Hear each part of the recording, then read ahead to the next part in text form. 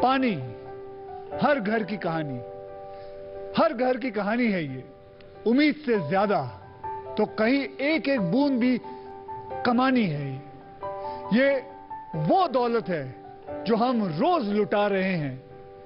कहीं नलके खुले हुए हैं, कहीं टैंकर्स के पानी बहते हुए निकल रहे हैं, कहीं जमीन का सीना चीरकर सारा पानी निकाला जा चुका है, तो फिर कहीं एक घड़ा पानी लाने के लिए मीलों पैदल सफर जारी है। आने वाले 9 सालों में, जी हां, और गौर से सुनिए, मैं वापस कह रहा हूं, गौर से सुनिए, आने वाले 9 सालों में यानी कि 2030 तक पानी की मांग 40% बढ़ जाएगी, जिसे हम पूरा नहीं कर सकेंगे। 28% भारत में अकाल आ सकता है।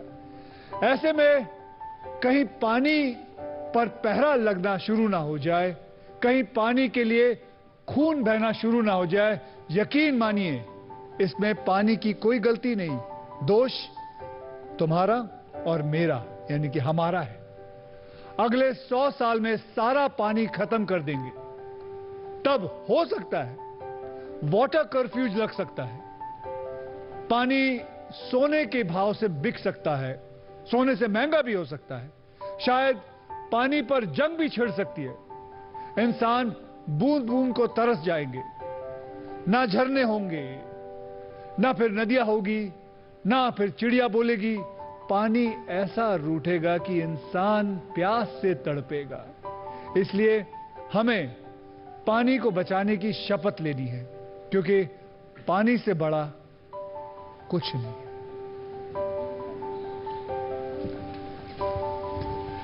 जी हाँ अक्षय, आपने बहुत सही कहा। ईशा जी भी हमारे साथ हैं। नमस्कार। पानी से बड़ा कुछ नहीं, विच इज वाई गणतंत्र दिवस के उपलक्ष्य पर we are also honoured to bring you the first ever Harpic network 18 mission Paani waterthon. Over the course of the next 8 hours, we will be joined by people from across all walks of life, from ministers to celebrities, from water warriors to climate crusaders, in our mission to unite India towards our goal of conserving water. Akshay, एक सवाल जो है वो वाकई हैरान कर देता है, डरा भी देता है कि अगर पानी नहीं होगा तो देश में, गांव में हम लोग करेंगे क्या? हमारा फ्यूचर क्या होगा? हमारा अस्तित्व क्या होगा? क्या करेंगे हम लोग? पानी खत्म हो गया तो करेंगे क्या? सही बात है, खुद को और दूसरों को कोसते रहेंगे, गंदगी बढ़ेगी, बीमारियां फैलेंगी, हम सब झेलेंगे सब कुछ। मुझे लगता है अब तो कुछ कर सकेंगे, लेकिन तब कुछ भी नहीं कर पाएंगे। मुझे अभी भी याद है, थोड़े साल पहले की, 1-1.5 साल पहले की बात है, मैं केप टाउन गया हुआ था। मेरा सबसे करीबी दोस्त केप टाउन में रहता है जी। तो वहां जाके देखा, यू वोंट बिलीव इट, वहां केप टाउन जैसे देश के अंदर पानी की किल्लत आ गई। पानी खत्म हो गया। ये नहीं है कि थोड़ा रह गया, खत्म हो गया। ब्रश करने के लिए पानी नहीं था, ब्रश करने के लिए, कपड़े धोने के लिए तो दूर की बात है, पानी नहीं था। एंड कैसे उनकी जिंदगी बीत रही थी। जो बोतलें थी, पानी की जो बोतलें होती हैं, 5 गुना ज्यादा पैसों में बिक रही थी वहां। My God. और यूं तब उनको एहसास हो रहा था कि यूं इतने से पानी में ब्रश कर रहे थे, इतने से पानी में ब्रश कर रहे थे, और इतना पानी लेके मतलब वो सोच रहे थे कि बस मतलब हफ्ते में एक बार सर पे शैम्पू लगा के पानी से निकालना है, पूरा वक्त ऐसे बीत जाता था। फिर वही तो होगा, गंदगी होगी जी। चेन्नई का हाल बताइए आप।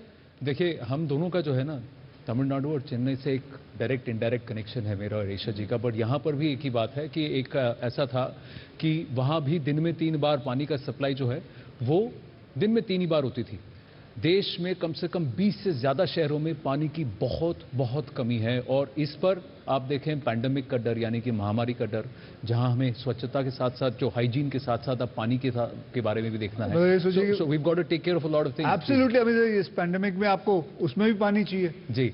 आपको बोला जाता है कि 20-20, 21-21 सेकंड के लिए आप हाथ मलिए, तब भी लोग पानी बंद नहीं करते हैं, पानी चालू रहता है, फिर जाके हाथ धोते हैं जी। तो छोटी छोटी बातें हैं।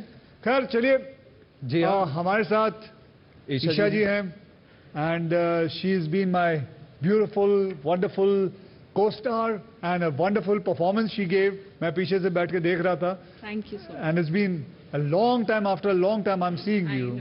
I know. It's lovely to see you. But Thank Isha ji, you. as I also thank you on behalf of the entire network for opening the Waterthon, I also want to ask you what motivated you to join our campaign.